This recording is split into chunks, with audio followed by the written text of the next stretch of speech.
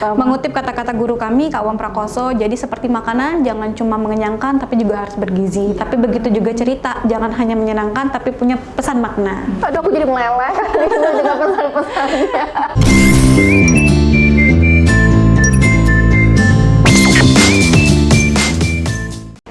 Pada suatu hari, di sebuah hutan yang sangat rindang, angin bertiup sepoi-sepoi, ke kanan, ke kiri. Dan ketika matahari mulai menampakkan diri, terdengar suara kokok ayam jantan.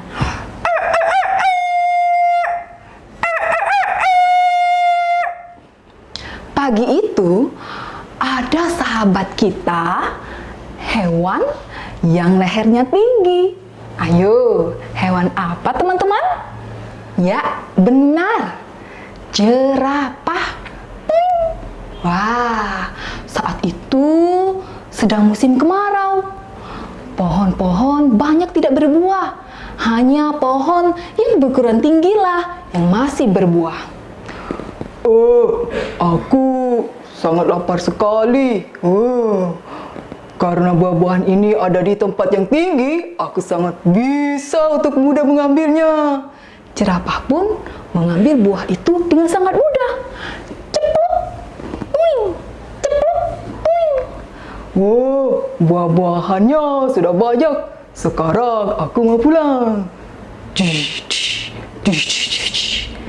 Jerapah pun pulang ke rumahnya.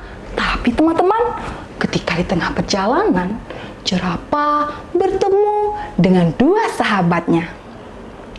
Ada zebra dan juga ada rusa. Mereka menyapa jerapah. Jerapah, banyak sekali buah-buahannya. Iya, bolehkah kami mengambilnya satu saja? Karena kami sangat lapar. Iya, kami sangat lapar. Buah-buahannya sangat tinggi. Kami tidak bisa mengambilnya, kata zebra. Namun adik-adik, apa jawaban jerapah? Oh, tidak. Enak saja. Buah-buahan ini milikku. Aku yang sudah mengambilnya. Kalau kalian mau, ambil saja sendiri. Ya, ternyata jerapah tidak mau membagikan buah-buahan miliknya. Nah, sampai di rumah, jerapah bersiap untuk memakan buah-buahannya. Aku sudah sangat lapar dan aku akan memakan buah-buah ini. Nyam. Tapi teman-teman, apa yang terjadi? Buah-buahan yang sudah sangat banyak itu, ternyata jerapah hanya memakannya 1, 2, 3, hanya 3 buah saja. Dan jerapah sudah sangat kekenyangan.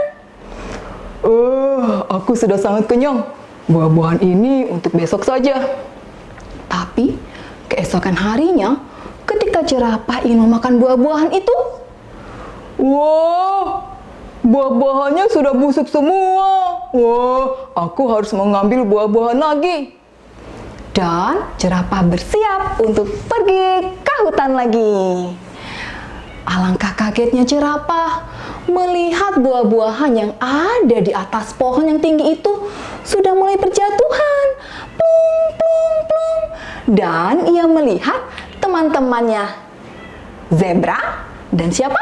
Benar, rusa sedang asik memakan buah-buahan itu. Nyam. Tidak ada lagi sisa buah-buahan yang ada di pohon. Aku sangat lapar sekali, kata siapa teman-teman? Jerapah.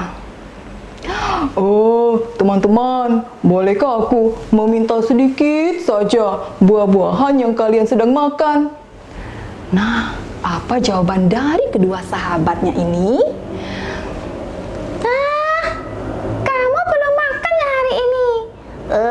Kalau begitu, kami akan membagikan buah-buahan ini kepadamu. Ayo, kita makan bersama-sama.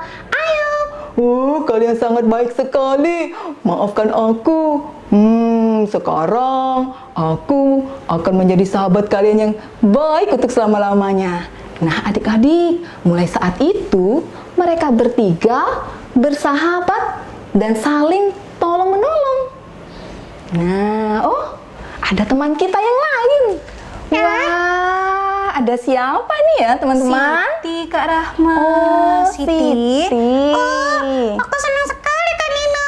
Iya dong, ceritanya bagus ya. Aku jadi mau ketemu sama jerapah. Wah, ini dia jerapahnya. Siti mau berbagi nggak? Iya dong, aku kan anak soleha. Anak soleha. Pinter ya Siti ya. Iya. Wah, ada teman. Cerita apa ini? Sama Kak Rahma. Ayo Siti, ceritain sama Kak Ella. Siti dengerin nggak tadi? Tadi itu tentang kebaikan. Tentang kebaikan Kak Ella kata Siti. Salam kenal ya, Siti ya. Halo kakak. Cantik ya kak? Iya cantik. Cantik ya. Oke deh, kayaknya menarik sekali nih dongengnya Kak Rahma dan Kak Dindu. Gimana kalau kita ngobrol yuk, biar tahu sih dongeng itu kayak apa sih sebenarnya? Aku diajakin kak? Boleh dong. Oh, Siti diajak ya. Ya oke. Oke deh, selamat datang. Sampai ya. Iya, sampai deh kita di studionya Assalamualaikum. Waalaikumsalam. Aduh, ada tamu cantik kali ini. Selamat datang ya Kak Rahma, Kak Ninu dan Siti ya. Ya, kati sudut kak. Senangnya Siti. Aku jadi lucu banget sih Siti ini. Itu Boleh pula pulang. coklat. Coklat Siti ya. Selamat datang ya. Iya. Oke deh, kali ini kita ngobrol-ngobrol santai, ngomongin soal nggak jauh-jauh dari dunia dongeng ya. Kalau boleh tahu Kak Rahma dan Kak Ninu dari mana sih? Kita dari mana? Dari rumah. Dari Kampung Dongeng Sumatera Selatan. Kampung Dongeng Sumatera Selatan. Itu di mana kalau boleh tahu Kampung Dongeng itu? Oke, Kak Nino jelasin. Kampung Dongeng Sumatera Selatan itu adanya dulu sekretariatnya ada di Bukit Baru. Nah, udah beberapa tahun kami tinggalkan karena banjir dan rusak gitu. Jadi sekarang kegiatan kita berpindah-pindah kayak nomaden gitu ya Kak Rahma ya. Karena kayak manusia zaman purba ya. Iya gitu berpindah-pindah. Mobile. Wah, itu keren sekarang gitu Kak Rahma. Anak now kan. Anak now, oke. Kalau boleh tahu apa sih kegiatan yang dilakukan di kampung Dongeng. Kampung Dongeng? Ya, Boleh banyak cerita ya. nggak sih? Kalau setiap hari Minggu kita ada pekan ceria ya. Pekan ceria. Oke. Pekan ceria itu ngapain aja itu Kak Rahma? Ada dongeng, ada apa lagi Kak? Ada sulap. Ada sulap juga ya? Iya. Jadi kita ngajarin trik-trik sulap kayak gitu ya? Enggak sih, lebih ke pertunjukan ya Oh, ke Kak. pertunjukan. Orang kampung dongeng juga ya Kak. Jadi selain bisa dongeng bisa. Iya, jadi Oh, pekan ceria ya Kak Rahma ya, dongeng, sulap, kreativitas. Pokoknya kita mengedukasi anak-anak yang ada di taman kota kayak gitu. Oh gitu. Nah kalau sampai sejauh ini siapa sih peminat yang datang di kampung dongeng kita? Banyak ya, terutama anak-anak. Anak-anak ya. Terus bukan hanya anak-anak saja ya Kak Nina ya. Bapaknya anak-anak, emaknya anak-anak. Nggak ngantri anaknya, bapaknya juga ikutan ya. Iya, bapaknya anak-anak, emaknya anak-anak gitu kan. Iya Kak Rahma ya. Yang kita terima mungkin anak-anak umur berapa Kak? SD ya. SD ya. yang pasti sudah paham ya untuk sebuah alur cerita. Yang SMP bisa ya Kak Nina ya. Betul, betul banget. Jadi kita memang membimbing anak yang datang ke kita untuk belajar dongeng ya? Tapi segala usia ya Kak Nina ya. Segala Sampai sudah Mama kayak saya. Diterima ya kalau saya kesana diterima ternyata. Iya sih, apalagi kalau kayak pekan ceria gitu ya, batasan usia tuh nggak ada gitu. Mereka bisa nikmatin pertunjukan kita, dan memang kegiatan pekan ceria itu kan dibuka untuk umum. Iya. Siapa aja yang ada di lokasi taman kota itu bisa merapat ke kita, Bisa belajar bareng ya. Dengerin aku Kak, iya dengerin Siti, dengerin teman-teman Oh, kita ada juga ya? Iya. Oke. Oh, jadi semua usia kita terima ya. Itu belajarnya sehari mungkin cuma berapa lama untuk belajar mendongeng? Kak Nino Kalau dan Kak Rahma berapa lama belajar? Kalau belajar itu gimana ya? Kalau belajar dongeng itu nggak bisa kita misalnya 1 hari 2 hari ya. Jadi gitu. Kalau praktek insya Allah bisa. Kalau Misalnya, praktek insya Allah kakak bisa. mau belajar ya? Nggak bisa awalnya. Dia bisa kan malu, aku malu-malu kayak gitu kan. Praktek Oh, gitu, praktek praktek ya. terus lama-lama bisa kan induknya? Iya, latihan aja Latihan gitu. aja terus gitu.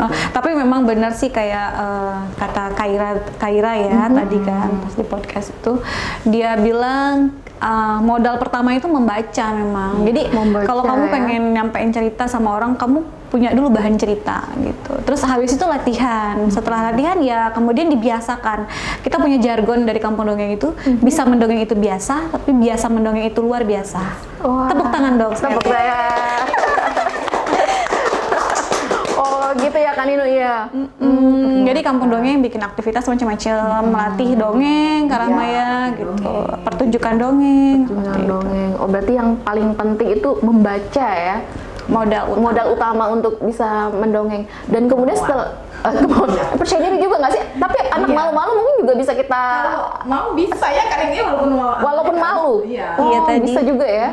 Oh, kayak Kaira tadi kan ternyata selain nggak cuma mendongeng, nggak hanya sekedar bersuara ya, tapi juga mimik muka, juga ekspresi juga harus keluar juga ya kayak gitu ya. Betul banget. Itu juga harus dilatih ya sesuai dengan cerita itu. Iya, betul. Seperti yang cerita Kaira tentang Pangeran Atadiraja gitu. Itu harus kuat banget tentang intonasi, kemudian tempo, ekspresi. Oh, harus gitu. diperhatikan semua ya itu Iya. ya. Biar ceritanya lebih hidup ya. Benar, dan orang-orang tuh nyampe pesan ceritanya tuh nyampe. Oh, bener-bener. Karena kan misinya juga mau misi cerita Pesan. itu ya menyampaikan Inti pesan, benar-benar. sebuah dongeng. Nah, kalau selama ini mungkin ada nggak sih kesulitan kita dalam mungkin membimbing anak-anak yang datang ke Kampung Dongeng? Kan nggak mesti anak-anak tuh. Iya. Pastinya kalau saya di Kampung Dongeng dan juga saya juga di sekolah juga membina anak-anak yang ingin belajar mendongeng. Yang pasti modal sebagai pembina ini kan ini kesabaran. Kesabaran. Ya, kesabaran menghadapi anak yang mut-mutan, ya kan anaknya kayak gitu ya, nggak bisa kita kontrol kadang emosinya. Nah jadi kita harus mempunyai apa trik-trik nih gitu, bagaimana meningkatkan motivasi dia bangkit lagi. Jadi yang pertama itu sabar, harus sabar yang luas sekali. Kalau Iya, enggak, betul. yang geremnya kita udah naik ya. Namanya usia anak-anak kan. Iya benar, namanya usia anak-anak kan ya mau-maunya dia kan. Tingkat biasanya. konsentrasi juga beda kan dengan remaja dan dewasa kayak gitu. Jadi kita nggak bisa yang terlalu dalam satu hari mereka harus bisa ini, dalam satu hari mereka harus bisa itu, nggak bisa banget seperti itu. Ya mereka kadang datang dengan masalah di rumah gitu kan. Ada masalah nggak ya? Bukan hanya PR ya masalahnya. Iya. Seperti Jadi itu. bertahap lah kita melatih. Tapi pada dasarnya kalau untuk belajar mendongeng kayak gitu, ya selain tadi modal membaca, kemauan seperti itu ya, iya tentang percaya diri juga harus diperhatikan gitu. Belajar teknik itu lebih penting. Tadi ya mimik muka. Iya tentang ekspresi, perubahan intonasi suara tadi kayak ya. gitu. Kalau misalnya kita mau menokohkan seseorang, ya kita harus punya karakter suara besar atau suara kecil, minimal 2 suara ya Kak Rahma ya. Besar dan kecil sesuaikan dengan tokohnya juga. Itu harus dilatih juga ya. Iya perlu. Ya. Iya. Karino, Nah, ada pertanyaan nih. Siti, usianya berapa kak? Oh, Dari tadi kelihatan Sitinya diam. Apa jadi malu Kak ditanyain? Siti usia berapa? Aku lahirnya tahun berapa? 2011 berarti umurmu sekarang berapa? ya? Tua ya Siti ya 2011. Enak aja. Marah dia. Awet ya, Iya awet termasuk kecilnya gitu. awet kecilnya gitu ya. Siti, iya Kak, kamu biasanya ngapain kalau kali ini cerita? Aku disuruh nyanyi coba. Do, re, mi, ayam. Oh, mi ayam. Mi, goreng. Enak aja. Nih Siti, ini karakter suara kecil. Nah, salah satu media peraga yang kita pakai untuk menarik perhatian anak-anak. Jadi ketika kita seorang pendongeng mau mengambil hati anak, dia harus punya trik gitu gimana anak-anak yang mendengarkan cerita bisa fokus pada pendongeng. Berarti Siti juga bisa mendongeng ya? Siti biasanya hanya sebatas pembuka ketika Kak Dino mau mendongeng. Kak Rahma juga punya karakter boneka sendiri. Kita di kampung dongeng, kakak-kakaknya itu rata-rata punya boneka dan sendiri-sendiri. ada namanya sendiri-sendiri. Kalau ini Siti, kalau Kak Rahma nggak di bawah Hananya. Hananya lagi ngumpet di rumah. Temennya Siti ya? Tanaka. Cantikan aku tadi kan? Ya cantikan Siti. Siti itu boneka ya kak ya? Anak kocak. Gak mau dia dibilang boneka. Kamu siapa? Anak Kak Nino. Oh, masa anak-anak punya anak? Pinter gitu. Gitu kan, jangan marah ya. Nah, gitu Kak Ella. Kak Ella punya dongeng favorit nggak nih? Apa ya? Ayo, pernah nggak didongengin? Ayo, Aku jadi apa? malu sama Siti, aduh. Apa ya dongeng? Kamu suka denger dongeng Kak? Pernah sih, cuma ya Kancil terus. kalau dongengnya Kak Rahma apa favoritnya sama Kak Nino sama Siti? Kak Nino dulu deh. Kalau aku, karena Kak Dino orang Jawa, satu dongeng yang sangat melekat di aku tuh cerita tentang Andi Lumut. Dulu waktu kecil banget, ya Jawa banget. Jadi itu awal mulanya Kak Dino suka banget dongeng. Jadi ayah tuh kalau pulang kerja dan malam hari mau nidurin kami 8 bersaudara gitu biar Waduh, nggak keluarga berantem. besar. Iya keluarga besar ya. Suka diceritain itu Andi Lumut. Lagunya gimana Kak? Lagunya gini. Putraku si Andi Lumut. Biasanya gitu terus sambil didongengin gitu. Itu cerita Andi Lumut tuh tentang bagaimana seorang perempuan harus mempertahankan harga dirinya gitu. Walaupun rintangan itu panjang, dia harus bisa dapet cita-citanya. Tapi harga diri tetap dijaga seperti itu. Wah, itu Keren. Kalau Kak Rahma? Kalau Kak saya ya Kak Rahma ini, kalau Kak Nino ini sifatnya tradisional ya, orang Jawa. Iya. Kalau saya itu seneng baca-baca buku waktu kecilnya, cerita-cerita dongeng. Jadi ya ini isi kancil. Kancil lagi. Iya, taunya aku juga si kancil sama bawang merah bawang putih ya Kak Rahma ya. Itu kayaknya melegenda banget kan. Tapi apa Siti? Kan ini tak cerita kancil daik. Iya, jadi tugas salah satu kampung dongeng itu merevisi, meminimalisasi karakter-karakter negatif pada dongengnya Kak Rahma ya. Kita sering banget ngerubah misalnya cerita. Kalau dulu terkenal si kancil itu kenapa Siti? Maling, nah gitu mencuri gitu Iya, Siti ya. mencuri. Mencuri ada Kak, mencuri timun. Jadi kita rubah jadi kancil yang pekerja keras seperti itu. Oh gitu. Kenapa kita rubah Kak Nino? Iya kan Kak? Iya. Bentar ya, kayak ngomong. Siti mau ikutan nih. Gimana Kak Ella? Kenapa kita hilangkan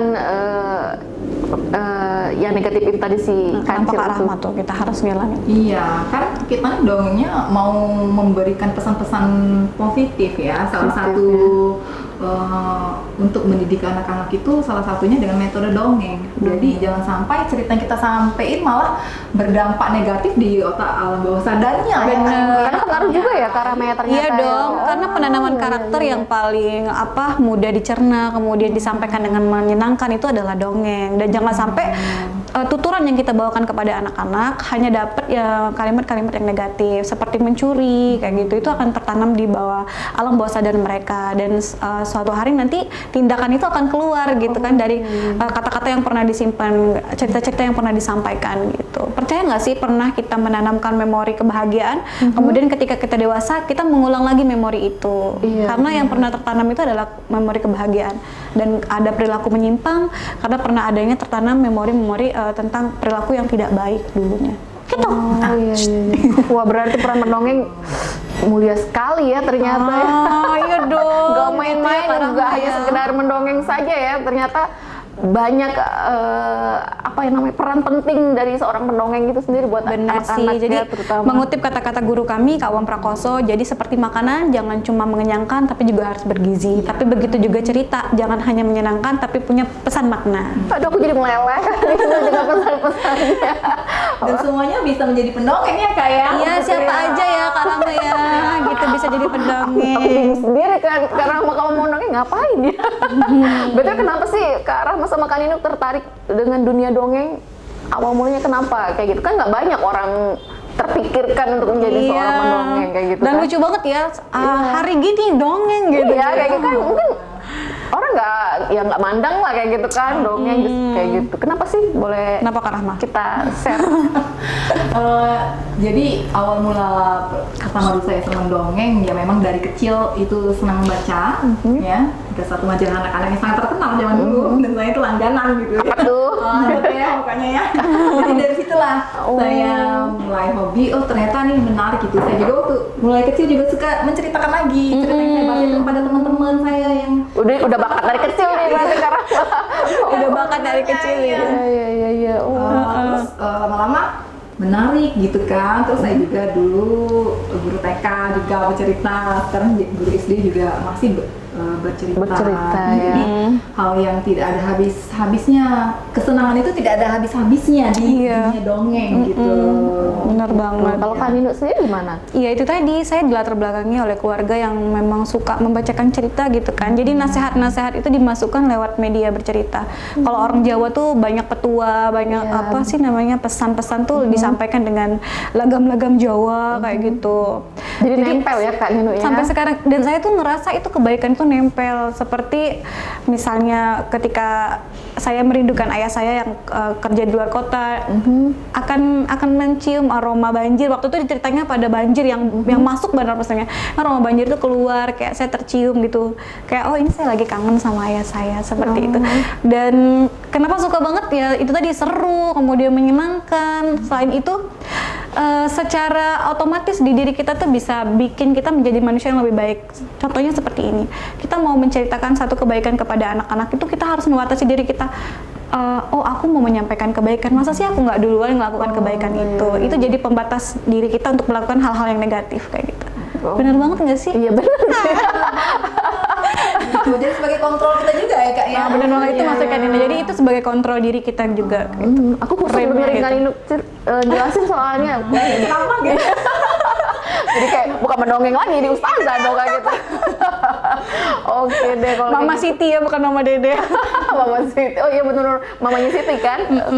Kalau misalnya mau yang anak-anak tertarik untuk mendongeng datang kemana nih Kak Rahma? Ya datang aja di kegiatan kita ya Kak Rahma ya. Di setiap kegiatan Kampung Dongeng Sumatera Selatan, setiap bulan ada di Kambang Iwa. Kambang Iwa. Semuanya bisa ikut gabung tanpa diundang, gratis, nimbrung aja. Wah, amal jariah banget. Gak banyak orang yang mau melakukannya untuk sekarang. Oh. Iya. Sambil jogging ikut. Betul banget. Itu rutin itu. Rutin satu bulan Ada sekali. peserta nggak ada peserta kita jalan atau gimana itu? Jarang banget nggak ada peserta. Nggak ada ya? Membludak. Tapi paling banyak memang anak-anak atau kayak usia saya yang masih milenial Ada juga ini. ibunya yang duduk manis gitu nyimak sampai selesai gitu. Banyak sih ibu-ibu. Sejak pandemi ya kita Iya, jadi mungkin agak-agak ngeri-ngeri juga kan kita Jadi setelah keramaian. pandemi itu Kak Ella, kita tuh nggak pernah lagi yang namanya off air gitu kan, langsung tatap muka sama anak tuh nggak pernah lagi. Jadi kita kegiatannya online. Kemarin acara kita yang terakhir dongeng sebelum tidur. sebelum tidur. ya. Lewat Zoom. Oh, lewat Zoom. Oh, ikutan Zoom juga jadi dongeng. Mau nggak mau, karena kita harus tetap bergerak menyampaikan pesan kebaikan itu gitu kan. Nggak mungkin kan anak cuman tiap hari di rumah pegangin handphone gitu tanpa dapat edukasi gitu kan. Dan ternyata mereka tuh wah antusias banget. Rata-rata anak SD? Ya SD, SMP. SD ya? Kalau SMA udah mulai pelatihan. Oh, pelatihan. Baiklah. Mungkin ada tantangannya pasti berbeda nih ketika yang kita bimbing anak SD sama SMP atau SMA kayak gitu. Iya pastinya gitu. Apa sih tantangannya mungkin ke Kak Nino? Kalau Kak Rahma kan udah biasa MLT anak-anak SD, dia butuh kesabaran banget. Kalau misalnya anak SMA tuh kita butuh lebih lagi ekstra kesabaran. Kenapa gitu? Iya gitu, soalnya kita harus apa namanya berbagi jadwal dengan mereka yang mereka udah punya banyak kesibukan sendiri. Misalnya jadwal 1 jam, mereka maunya setengah jam gitu. Dan cerita-cerita tuh benar-benar yang nggak bisa kayak anak SD bisa fabel apa segala macam. Mereka tuh maunya yang real kayak gitu. Tapi nggak bisa dong aku bilang yang drama kayak ini jadi Drama Korea jadinya kan enggak kan ya. Jadi makanya kalau ke anak SMA lebih pada teknik bercerita gitu. Kak Nino sampaikan aja tekniknya, kemudian mereka bisa explore diri mereka sendiri. gitu. Kalau anak SD tadi lebih kesabaran ya. Oh, Kak Rahma harus sabar banget itu. Ceritanya juga beda. Kalau misalnya kalau usia anak SD itu bisa dongeng fabel ya. Tapi kalau sudah usia remaja, SMP, SMA itu ceritanya kita pilih yang realistis. Kayak gitu. Tentang kayak apa sih? Sekarang sendiri ya. Misal tentang Jenderal Sudirman. Oh, lebih ke mungkin pahlawan kita kayak gitu ya. Kayak gitu. Tokoh-tokoh. Siroh ya. Siroh. Terus bisa juga kita buat sendiri, misalnya tentang seorang ibu yang melahirkan gitu. Nggak apa-apa prosesnya gitu. Iya, tapi dikemas di sebuah cerita realistis gitu. Jadi mengajarkan mereka untuk menyayangi ibu mereka di usia remaja, menyentuh hati mereka gitu. Berarti kita harus pandai mengemas materi juga ya ke peserta yang kita didik ini ya Kak Rama ya. Waduh. Betul banget. Ya Siti ya, ngantuk kamu ya? Itu selalu ikutan ya? Ya dong, aku sholat juga bisa, dongeng, nyanyi, tidur. Wah, multi talent juga ya berarti Siti ini ya. Iya dia. Dia artisnya kalau misalnya kita kegiatan sama anak-anak, dia artisnya. Ya dong. Yang mau anak-anak yang mau dongeng ini apa nih yang perlu utama mereka bawa kayak gitu? Pertama, keberanian. Keberaniannya. Yang pertama itu ya tadi keberanian, kemudian percaya diri, lalu itu motivasi itu datang dari mereka sendiri, bukan karena dorongan orang tua. Kadang banyak ibunya yang maksa-maksa gitu, anaknya enggak. Ada juga ya kayak gitu ya? Banyak sih. Banyak nggak bagus ya kan? Iya, dan nggak lama mungkin ya. Misalnya hanya orang tuanya saja, ibunya memaksa ya. nggak bagus Bagus banget. Ya, jadi ya memang kan potensi anak beda-beda. Iya, mungkin ada yang didongeng, ada yang nari, mungkin ada yang Kan ini membangun motivasi. memotivasi. Tapi kalau kampung dongeng kita menerima deh, siapa aja bisa datang ke kampung dongeng, kemudian kita sama-sama menghidupkan lagi budaya berdongeng untuk masyarakat ya, khususnya Palembang gitu. Tapi cerita-cerita Palembangnya nggak terlalu banyak. Oh, nggak terlalu banyak atau memang kita nggak tahu apa memang belum banyak digali atau gimana Mungkin Kak ya, Nino tapi kan kampung dongeng kerjasama dengan Balai Bahasa tuh Kak Rahma ya, kerjasama dengan Balai Bahasa. Jadi ketika Balai Bahasa nerbitin buku, kita tuh selalu dapat kebagian gitu buku-buku daerah, dan memang rata-rata banyak dari daerah Besema. Iya, daerah Basma itu banyak. Iya, ternyata ya. Oke. Oke deh kalau kayak gitu. Aduh, pembicaraan kita menarik sekali. Ternyata Kak Nino Kak Rahma jadi yang tadinya nggak tahu kita sama-sama jadi tahu ya, Siti ya. Iya, jika seneng Kak. Terima kasih loh Siti udah bertamu ke Palembang Express. Aku jadi seneng. Terima kasih ya Kak Nino, Iya, Kak sama-sama, Rahma. Kak. Semoga tayangan kita kali ini mengedukasi pemirsa Cukup Pedes khususnya Iya, benar banget. anak-anak. Juga menginspirasi ibu-ibu ya. Oh untuk iya. menghidupkan kembali budaya Bapak-bapak juga. Bapak-bapak juga dongeng sebelum seperti- tidur. Oke deh kalau kayak gitu. Oke pemirsa Cukup Pedes, cukup sekian program kita kali ini. Sampai jumpa. Dah.